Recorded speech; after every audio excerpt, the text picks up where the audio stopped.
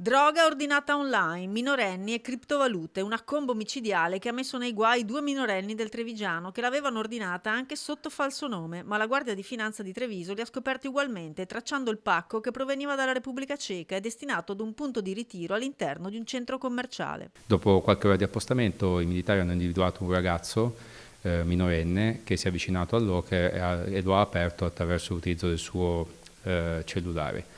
Le successive attività di polizia giudiziaria hanno permesso di individuare un secondo destinatario del stupefacente, anch'esso minorenne, e le successive attività di perquisizione domiciliare svolte nei confronti dei due soggetti hanno permesso di rinvenire 3 bilancini di precisione, 5 grinder, che sono degli strumenti utilizzati per frantumare lo stupefacente, e oltre che numerose bustine di cellophane che servivano appunto per confezionare le dosi.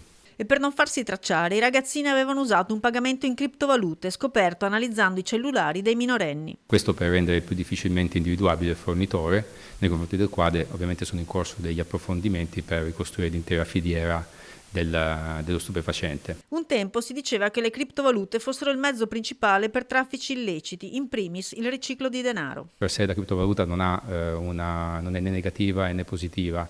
Certo, su determinati circuiti permette ancora una sorta di anonimato, o comunque rende più difficile l'individuazione del reale destinatario della valuta, e quindi viene utilizzata con l'idea di rendere più difficoltoso l'attività poi di ricostruzione della filiera da parte degli inquirenti.